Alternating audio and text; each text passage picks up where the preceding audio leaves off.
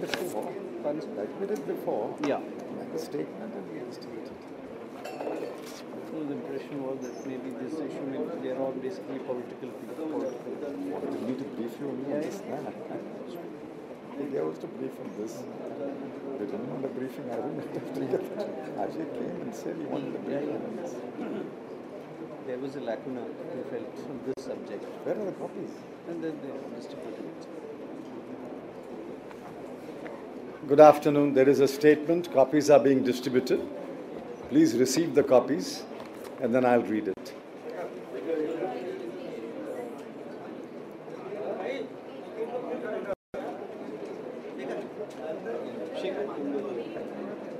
Both of you distribute, it'll be faster.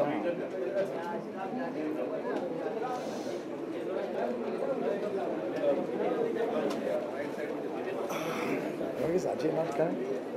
Sir, he avoids it unless because there are a lot of other subjects that come out. So he wants to be careful when these things because certain formulations haven't come in. Especially on the Hindi language, three-language formula. So what? We should fight.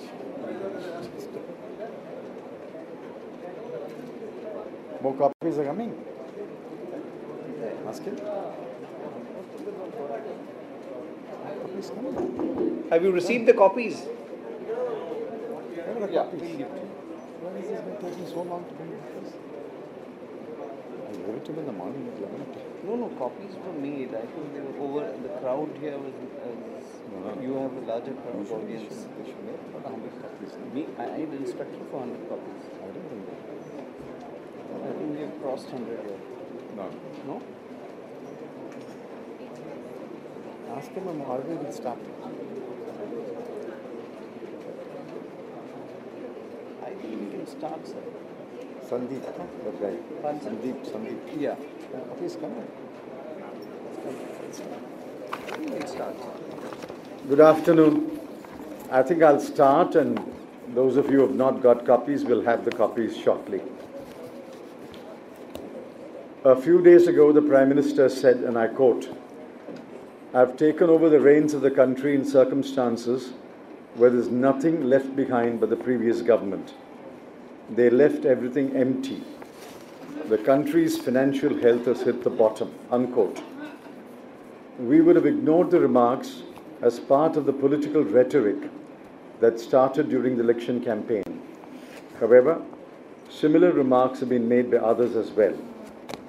We are therefore obliged to ask a few questions. Did the Prime Minister refer to the cash balance of the government? The opening cash balance on 1/6/2004, just after the NDA government demitted office, was negative rupees 2,730 crore. There was a Ways and Means advance on that date. On the other hand, the opening cash balance on 1/6/2014, just after the UPA government demitted office, was rupees 26,510 crore. We do not subscribe to the empty coffers theory. For the sake of argument, we would like to ask, who left behind an empty treasury? Did the Prime Minister refer to the foreign exchange reserves? Strictly speaking, the foreign exchange reserves do not belong to the government. Nevertheless, if the Prime Minister was referring to the reserves, at the end of 2003-04, just before the UPA government assumed office, the reserve stood at $113 billion. On the other hand, at the end of 2013-14, just before the NDA government assumed office, the reserve stood at $304 billion. At the end of 31/5/2014, the reserve stood at $312 billion. So, who left behind more foreign exchange reserves? Did the Prime Minister refer to the outstanding liabilities of the central government? Since 1950-51, the central government has always had liabilities which include public debt and other liabilities. assuming that the Prime Minister's argument was that the government has high debt, that is indeed true. For many, many years, the government has incurred a fiscal deficit every year, which means that the government has added to the public debt every year. It was no different when the Congress had formed the government.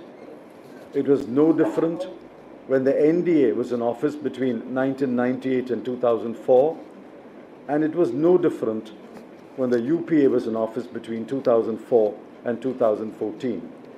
And if we may make a prediction, it will be no different during the period of the Modi Sarkar. What did the Prime Minister mean when he said there is nothing left behind?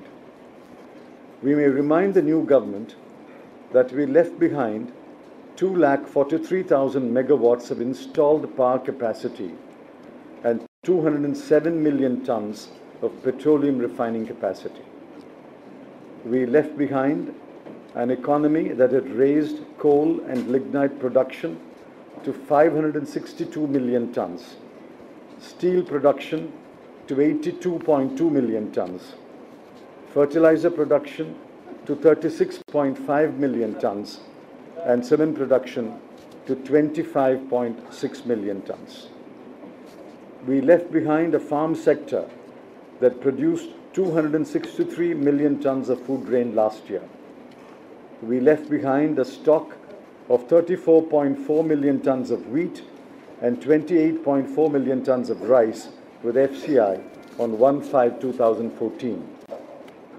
We left behind 3,89,578 kilometers of rural roads built under PMGSY.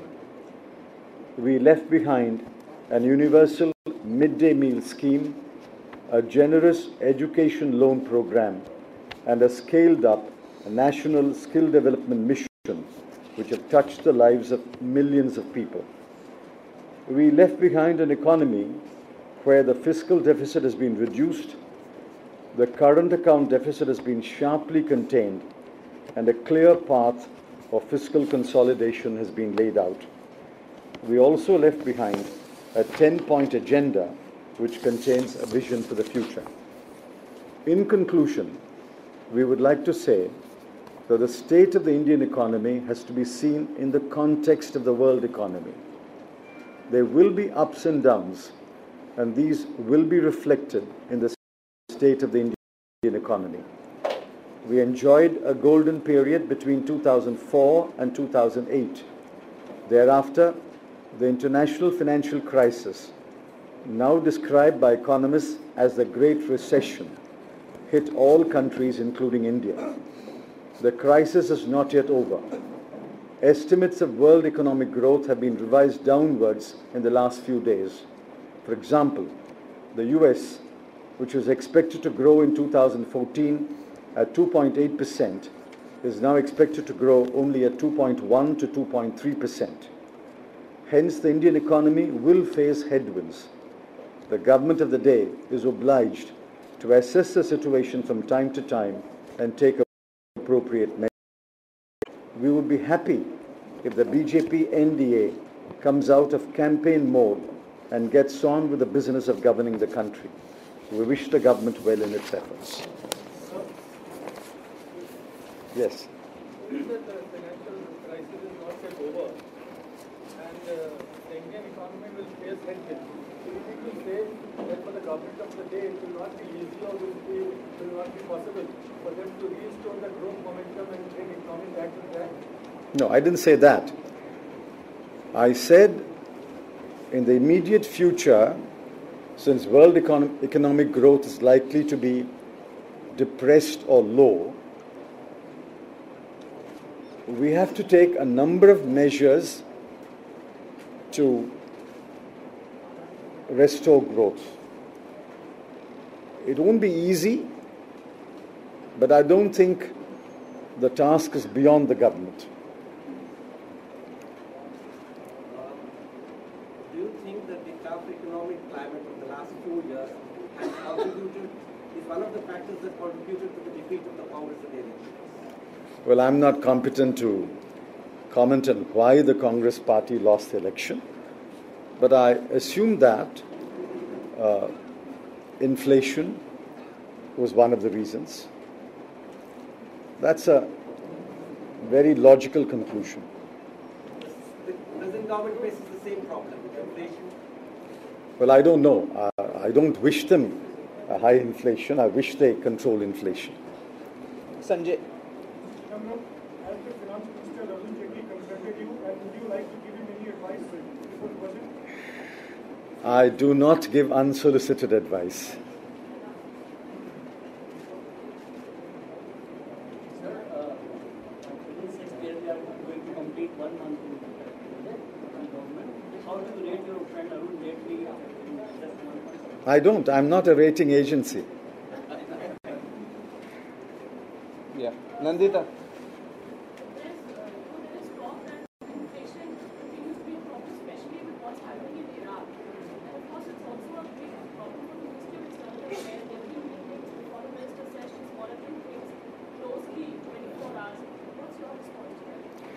As I said, there are headwinds, and one of the headwinds will be the situation in the Middle East. Remember, when the NDA was first in power, crude prices did not rise beyond $32 a barrel. When the UPA was in office, there was a time when crude prices touched $147 a barrel. If crude prices rise, the government will face difficulties. But any government will soon learn that not all factors are under the control of the government. This is what we said when we were in government. Not all factors are under our control. We have to deal with the situation as we find them. I sincerely hope that the situation in Middle East moderates or cools down. But if crude prices remain high, they were about $115 a barrel, I'm afraid it will pose difficulties to the government in the management of the economy. Karthikeyan. What are the reports that NDA is having a rethink on the utility and the function of the planning commission? Since most of the members have resigned from the planning commission, the reports are that NDA feels that somehow it's not standing up to the test of time. Maybe the institution either needs to reinvent itself or should be done away with. Well, I can't speak for the party here. My personal view has been that the Planning Commission must be a much more limited body and tasked with drawing up a perspective plan. I think that the Planning Commission as it is today is too big, too flabby and too unwieldy. But that's my personal view. I've expressed it earlier within the government.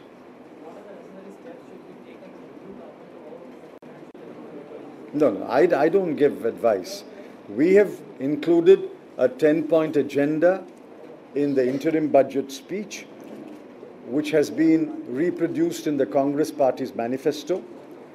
It is not a partisan agenda. It is not a Congress Party agenda. The 10-point agenda is something that I would commend to the government, but that's something which I've already said in Parliament when I read the interim budget speech. Can you confirm whether Congress President has constituted yet another A.K. Antony committee to look into the reasons that led to the Congress debacle? Well, can you give some details to us? I don't know. I read about it in one of the papers today. Sir, this is a question about Hindi, so I'll ask in Hindi. मौजूदा सरकार चाहती है कि हिंदी में काम हो और south India खासतौर पर आपके राज्य तमिलनाडु में ये बात कही जा रही है, चाहे वो करुणानिधि हो या जयललिता हो या फिर बाइडेन हो, कि हिंदी को इम्पोज नहीं किया जाना चाहिए। 1965 में इसी तरह से हिंदी को इम्पोज करने की 1965 में कोशिश हुई थी। आप इस पूरी डिबेट को कैसे देख रहे हैं? How do you look at this? There will be a backlash in non-Hindi states, especially Tamil Nadu. I think the government would be well advised to proceed with caution.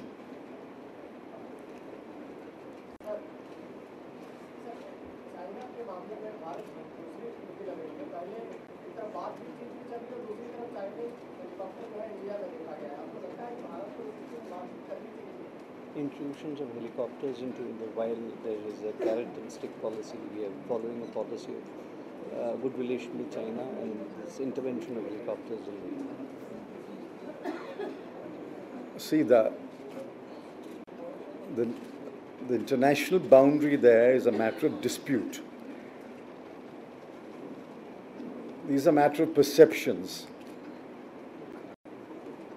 I do not think we should exaggerate or be alarmed about a report about a helicopter having crossed a particular point. These are matters which are best dealt with by the local Army and Air Force commanders. And if the matter is serious enough, it will be brought to the notice of the government, and government will deal with it. Without full information, how do we comment upon it? But these incidents have occurred in the past. But that's because the Chinese perception and the Indian perception of what is the international boundary are very different. So there's a somber prediction of deficient rainfall this year. Even the ex-finance minister of the country, just ahead of the budget, how serious do you see this problem?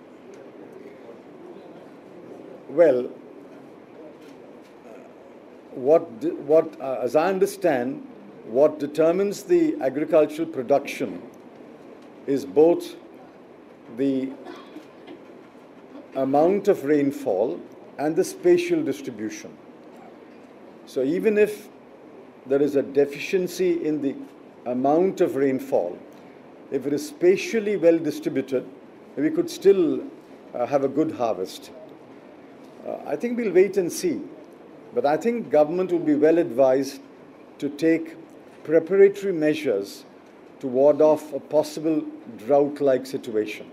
I don't think we have reached that point yet, but preparatory measures should be taken even now. Mr. Chidambaram, how do you react to the reports of resignation of different governors and different discussions? You see, some people may want to resign voluntarily. Some people may decide that they will hold office until the end of the term. If I were Prime Minister, I would respect both views. The only case for intervention is when there is proven misconduct. The law has been restated by the Supreme Court in May 2010. So our understanding of the law prior to 2010 no longer holds the field. Since the law has now been restated by the Supreme Court after 2010, if I were Prime Minister, I would respect the person who voluntarily puts in his papers. I would also respect the person who says, let me complete my term. So do you find it, do you see a sense of vendetta in this purge of governors and chairman?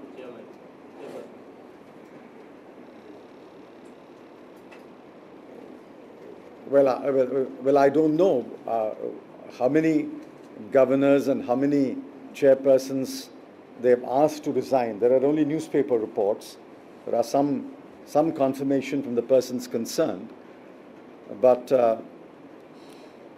I don't think it's as I said, I've given you my view. There is a case for intervention only when there is proven misconduct. Otherwise, I think people who are appointed to an office should be allowed to complete their term. That is the law as stated by the Supreme Court. Just one more. The government's decision on Hindi being, the language preferred on social media platforms, do you think the government should revisit it? Because some of your colleagues say it's like majorly taking people back to medieval times. No, I have already answered the question. I said there will be a backlash in non-Hindi states, especially Tamil Nadu. So the government would be advised to proceed with caution. Yeah. The new government didn't Sir, take yes, any sir. decision regarding the formation of. So ASSOCHAM has put a figure of black money around $2 trillion, and they have proposed an amnesty scheme of 6 months. So that 40% tax can be levied, and thereafter a substantial I mean, I don't support a blanket amnesty for so-called black money, although I concede Asocham's bosses know better the quantity of black money. How do you look at this Gopal Subramanian? How do you react to this rise of black money? Just a minute, we'll come back. The government refused to, accept the things of collusion with regards to Gopal Subramanian. You know that, but how the way it went about this Shorabuddin case and other things, how do you justify in the sense that I don't think the story is yet over. I think we have only seen Act 2 of the story. Act 3, the matter will go back to the collegium. Let's see how Act 3 plays out. Recently, government has invited all the GMs and GOs and said that it actually slowed down the decision-making process. So do you agree with this? Well, I was mildly surprised when they said we have abolished the GOMs. The GOMs are constituted by a government by appointing the minister by name and by his office. When the previous government demitted office, all the GOMs stood automatically dissolved. Unless the GOMs are reconstituted, where were the GOMs to be dissolved? They have now reconstituted cabinet committees. But sir, what about the theory that it actually slowed down the decision-making? I don't agree. It's possible that some decisions got bogged down in a GOM, but I can give you dozens of examples of GOMs which have completed their work in 1 or 2 sittings. I have chaired a number of GOMs where I have concluded my work in 2 or 3 sittings and taken decisions. I think it will be unfair to say that all GOMs did no work.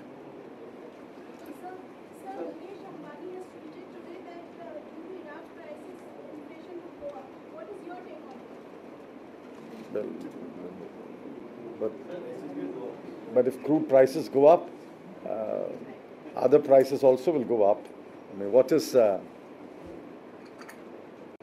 did you gather from the tweet which you did not know earlier?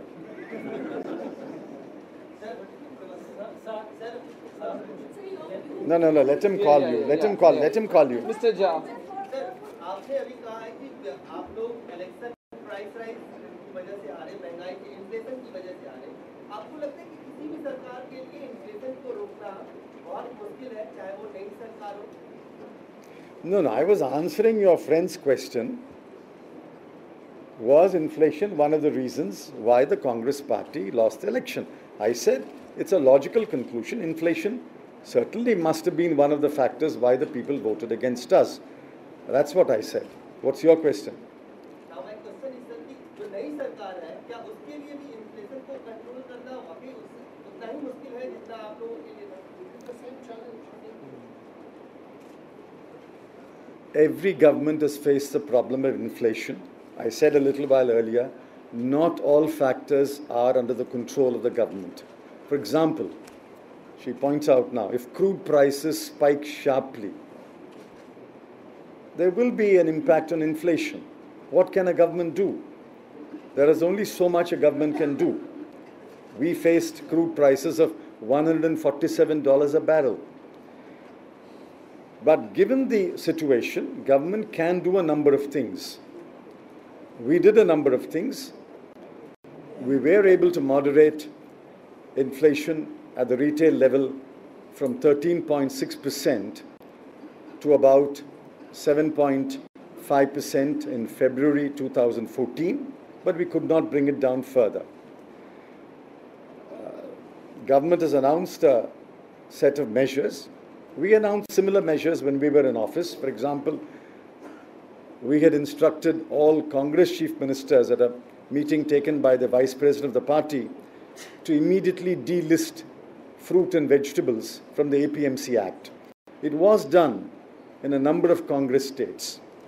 I'm told it was not done in Delhi because Delhi was under LG's administration at that time.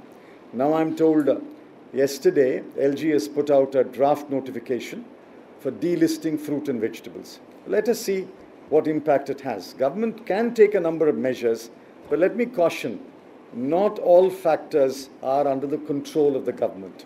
Sometimes there are things which are beyond the government's control, but yet government must make every effort to moderate prices. Yes, this witness. Bepan?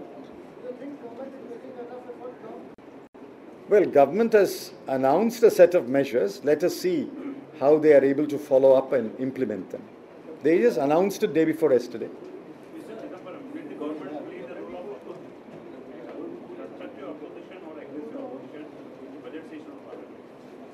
I'm not a member of parliament. The party will be a responsible opposition, will be a formidable opposition. Taking our numbers in Rajya Sabha and Lok Sabha together, we are a formidable opposition, and we will play the role of a resolute, determined, responsible opposition. Yeah, this lady. Yeah. The lady there. Yeah.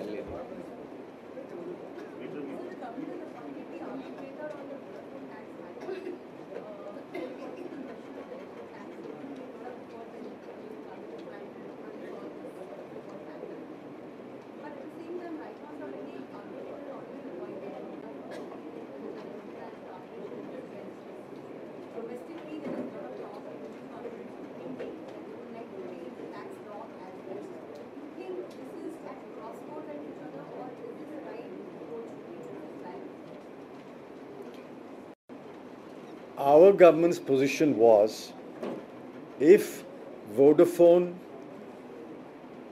came forward and settled the matter in a mutually satisfactory way through conciliation, then that settlement can be reflected by amending the Income Tax Act. But first we must have a settlement and then an amendment to the law. That was our government's position. Now, I don't know what the present government's position is. We will know only when the finance bill is introduced in Parliament.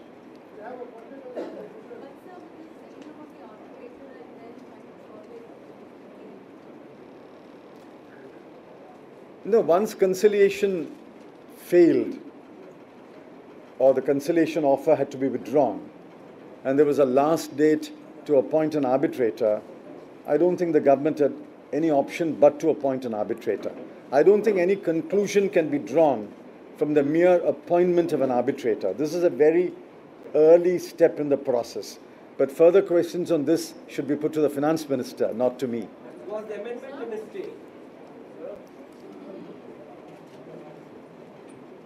I think it is universally recognized, and I've discussed this with many tax jurisdictions, including OECD, that the transaction between the seller and the buyer in that case did attract capital gains in India. And the demand for capital gains was not unjustified. That's the view of many tax experts. However, I concede that while the Bombay High Court interpreted the section in favor of the government's position, the Supreme Court reversed it. Those two, so that there.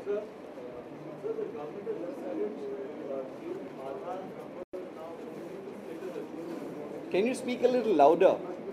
Government decided to give Aadhaar numbers only to citizens instead of residents. How do you see the impact of one security and development? I don't know. I don't know whether your statement is correct. Under the law today, the Registrar General of India is obliged to prepare first a national population register and then thereafter a national citizens register. That is the law. The RGI is in the process of preparing an NPR.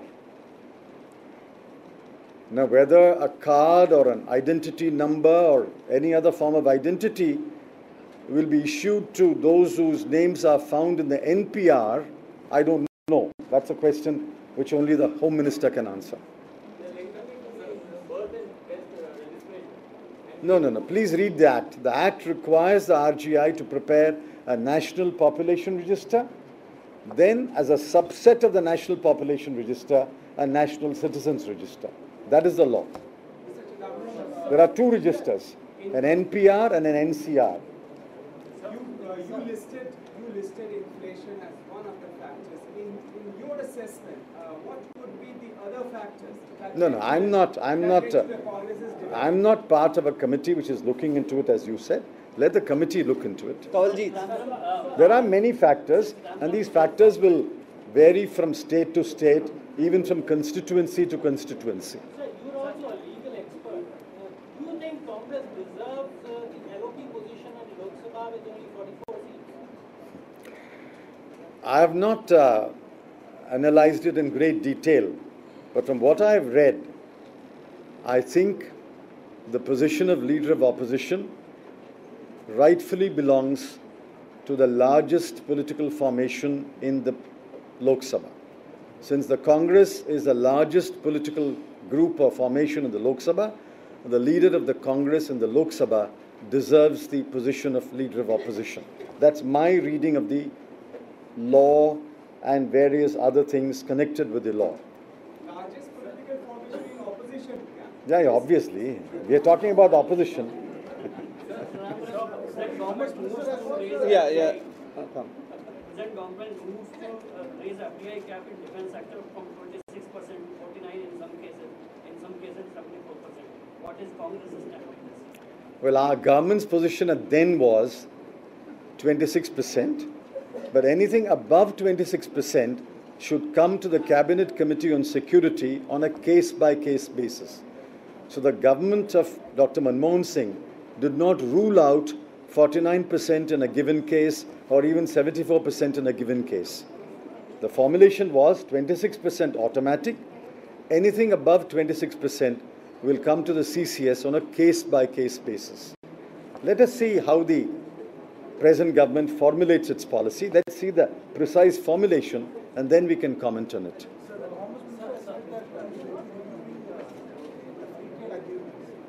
What?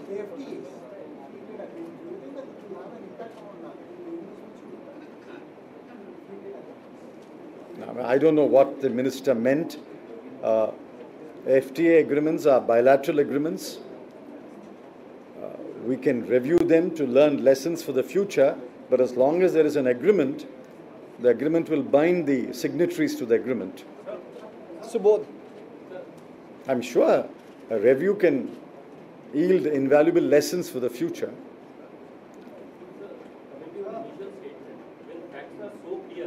Why do you think the Prime Minister made such a sweeping statement that the previous government has kept the coffers empty, etc.? As I said, I think they are still in sort of a campaign mode. Sir, in the same group, the lines that you mentioned, the Prime Minister also said that he was taking some tough decisions. Do you sense that the Prime Minister is actually trying to shift the blame for his tough decisions on the previous government? Well, if he wants to take tough decisions, he's welcome to do that.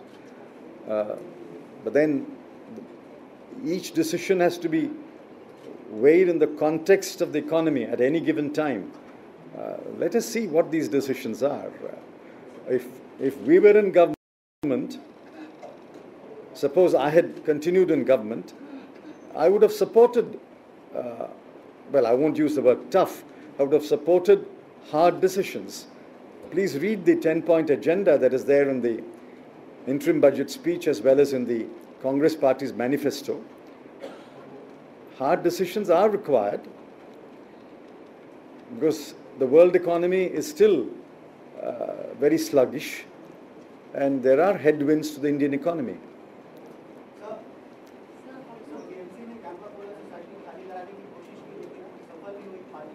What? This is Coca-Cola matter, which is the disputed property. What is the Congress Party's position? Well, there's a judgment of the Supreme Court, isn't it? Why should the party have a position on everything? There is a judgment of the Supreme Court, has been reiterated several times.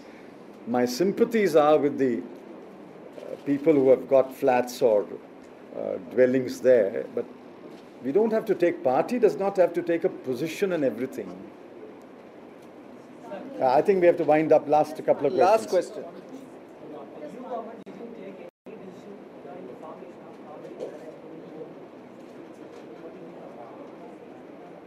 You have answered the question. They have not yet taken a decision. Let us see what decision they take. The Tamil Nadu government wants the Kaveri Management Board to be constituted. The Karnataka government opposes it. So let us see what the government does.